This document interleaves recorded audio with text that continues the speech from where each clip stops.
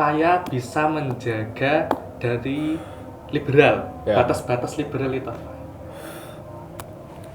Ya sebetulnya liberal sama radikal itu kita harus mengkaji lebih dalam bagaimana keislaman yang selama ini kita praktekkan, terutama persoalan-persoalan yang berkaitan dengan syariat ya. Biasanya liberal sama radikal itu kan kaitannya sama syariat tuh. Misalnya perkawinan beda agama. Iya. Iya kan? Terus LGBT. Sedap sekali. Terus LGBT itu apa ya? Legit banget. Ya itu harus kita kaji. Thailand apa Kak? Lady Boy. Itu harus kita kaji. Lah, standarnya apa? Standarnya adalah dalil-dalil kitab suci. Terus yang kedua, konstitusi negara. Yang ketiga, tradisi. Itu harus kita pakai sebagai pertimbangan juga. Biar tadi enggak jatuh liberal. Iya, maupun ekstrim. Biar jatuhnya enggak ke situ. Nah, makanya dulu ketika masih ada tradisi lama seperti halnya kanibalisme misalnya. Itu kan agama juga bergerak toh. Melutut ah. Agama kan juga bergerak toh. Memberikan pengertian bagaimana ini boleh apa enggak boleh. Aku melutut ansel ya. Kang. Dimunung dulu. Sudah tak ambilin. Boleh apa enggak? Pertimbangannya tetap tadi, dalil-dalil kitab suci, pemikiran-pemikiran para intelektual, sama tradisi, terus kemudian konstitusi dan nilai-nilai filosofis negara tersebut. Kita ngomong tentang liberalisme dalam konteks negara Indonesia. LGBT itu di beberapa negara kan dibolehkan. Iya, Legal kan? Terutama akhir-akhir ini kampanyenya lewat sepak bola. Lah, pewangi. Artinya apa? Di dalam negara mereka itu nggak dianggap sebagai liberalisme. Ya nggak kira-kira? Berarti itu dianggap biasa-biasa saja. Lumrah. Tapi dalam konteks bangsa Indonesia yang filosofisnya adalah Pancasila. Itu nggak boleh itu, karena kita negara ketuhanan.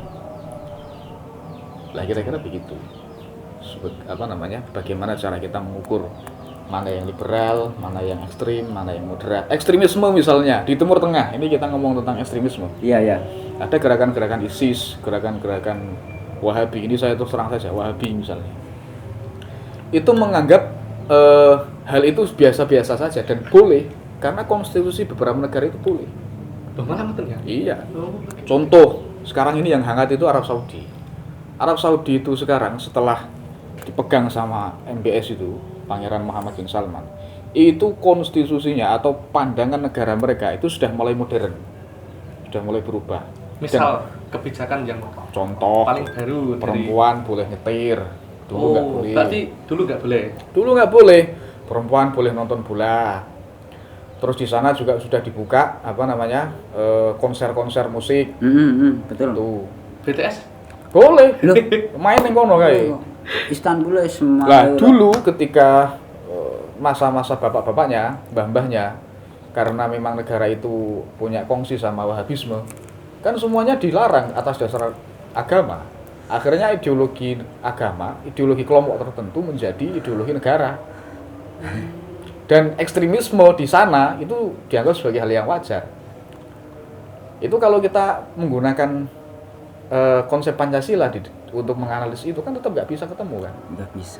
Itu dianggap itu kita anggap sebagai ekstremisme kan begitu kan? Iya. Bertentangan ya, bertentangan. Sama. Itu loh maksudnya. Artinya ada perangkat semisal kitab-kitab suci, nas-nas suci, konstitusi negara, falsafah negara dan ideologi negara. Serta tradisi-tradisi itu harus kita gunakan sebagai alat atau cara pandang kita untuk menilai apakah itu liberal apa ekstrim. Tolak ukurnya. Nah sekarang lah nanti kemudian beberapa tahun kemudian nanti Arab Saudi akan menjadi negara yang lebih modern daripada Indonesia nanti setelah dipimpin sama MBS itu. Keren. Iya di atas ya. Sekarang sudah mulai modern itu. Gitu Gus.